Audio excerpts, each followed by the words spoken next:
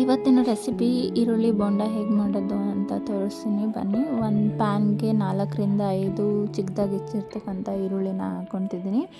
ಒಂದು 10ರಿಂದ 12 ಕರಿಬೇವಿನ ಸೊಪ್ಪು, ಅದು ಕೂಡ ಚಿಕ್ಕದಾಗಿ ಹೆಚ್ಕೊಂಡಿದ್ದೀವಿ. ಸ್ವಲ್ಪ ನೋಡಿ ಹೆಚ್ಕೊಳ್ಳಿ, ಇಲ್ಲಾಂದರೆ ಬಾಯಿಗೆ ಸಿಕ್ಕಿದಾಗ ಚೆನ್ನಾಗಿ ಅನಿಸಲ್ಲ ಮಕ್ಕಳಿಗೆಲ್ಲ. ಒಂದು ಸ್ವಲ್ಪ ಕೊತ್ತಂಬರಿ ಸೊಪ್ಪು, ಅದು ಕೂಡ ಚಿಕ್ಕದಾಗಿ ಹೆಚ್ಚಿರ್ತಕ್ಕಂಥದ್ದು.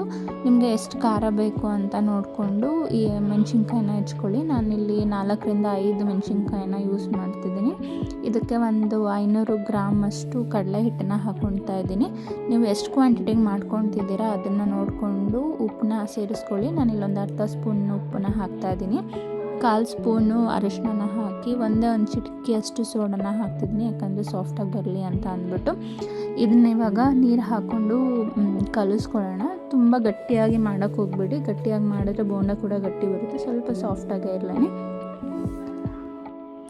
ಇವಾಗ ಇಲ್ಲಿ ನೋಡ್ಬೋದು, ನಾನು ತೋರಿಸ್ತಾ ಇದ್ದೀನಿ, ಇಷ್ಟು ಗಟ್ಟಿ ಇದ್ದರೆ ಸಾಕು ಹಿಟ್ಟು. ಇದಕ್ಕೆ ಒಂದು 2-3 ಸ್ಪೂನಷ್ಟು ಅಕ್ಕಿ ಹಿಟ್ಟನ್ನ ಹಾಕ್ತಿದ್ದೀನಿ, ಸ್ವಲ್ಪ ಗರಿ ಗರಿ ಬರಲಿ ಅಂದ್ಬಿಟ್ಟು. 1/4 ಸ್ಪೂನಷ್ಟು ಜೀರಿಗೆನ ಹಾಕಿ ನೀಟಾಗಿ ಕಲಿಸ್ಕೊತಿದ್ದೀನಿ. ಇದನ್ನು ಒಂದು 10ರಿಂದ 15 ನಿಮಿಷನ ಬಿಡ್ತಿದ್ದೀನಿ. ತುಂಬ ಹೊತ್ತು ಬಿಡಬೇಡಿ, ಇಲ್ಲಾಂದರೆ ಎಣ್ಣೆ ಹೀರ್ಕೊಳುತ್ತೆ ಕರಿಬೇಕಾದ್ರೆ. ಒಂದು ಬಾಣಲಿಗೆ ಎಣ್ಣೆನ ಹಾಕ್ಕೊಂಡು ಬಿಸಿ ಆಗೋವರೆಗೂ ವೆಯ್ಟ್ ಮಾಡಿ. ನಿಮಗೆ ಎಣ್ಣೆ ಕಾದಿದೆಯಾ ಇಲ್ವಾ ಅಂತ ಗೊತ್ತಾಗ್ತಿಲ್ಲ ಅಂತಂದರೆ ಸ್ವಲ್ಪ ಬೋಂಡದ ಹಿಟ್ಟನ್ನು ಹಾಕಿದ ತಕ್ಷಣ ಅದು ಮೇಲ್ಗಡೆ ಬರ್ತಿದೆ ಅಂತಂದರೆ ಎಣ್ಣೆ ಕಾದಿದೆ ಅಂತ ಅಂದ್ಬಿಟ್ಟು. ನಾನಿಲ್ಲಿ ಸ್ಪೂನ್ನ ಯೂಸ್ ಮಾಡ್ತಿದ್ದೀನಿ ಬೋಂಡದ ಹಿಟ್ಟನ್ನು ಹಾಕೋದಕ್ಕೆ. ನಿಮಗೆ ಕಂಫರ್ಟಬಲ್ ಇದೆ, ಕೈಯಲ್ಲೇ ಹಾಕೋಕ್ಕೆ ಬರುತ್ತೆ ಅಂತ ಅಂದರೆ ನೀವು ಕೈಯಲ್ಲೇ ಹಾಕ್ಬೋದು. ಇಲ್ಲ ನನಗೆ ಫಸ್ಟ್ ಟೈಮ್ ಮಾಡ್ತಾಯಿದ್ದೀನಿ ಅಂದರೆ ನೀವು ಕೂಡ ಸ್ಪೂನಲ್ಲೇ ಹಾಕಿ ಎಣ್ಣೆನ ಕರಿಬೋದು. ಇದನ್ನು ನೋಡ್ಬೋದು, 2 ಕಡೆನೂ ಚೆನ್ನಾಗಿ ಬೇಯಿಸ್ಕೊಳ್ಳಿ.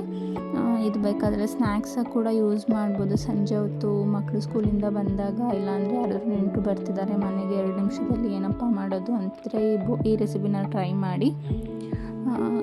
ಇದು ಇವಾಗ ನೋಡಿ ಆಗಿದೆ. ಇಷ್ಟು ಕಲರ್ ಬರೋ ಅಷ್ಟು ಫ್ರೈ ಮಾಡ್ಕೊಳ್ಳಿ. ತುಂಬ ಕಪ್ಪಗೆ ಮಾಡಿದ್ರೆ ಅದು ಟೇಸ್ಟ್ ಅಷ್ಟಾಗಿರಲ್ಲ. ಇಲ್ಲಿ ನೋಡ್ಬೋದು, ಸ್ವಲ್ಪನೂ ಎಣ್ಣೆ ಹೀರ್ಕೊಂಡಿರೋ ಬೋಂಡ ತಯಾರಾಗಿದೆ.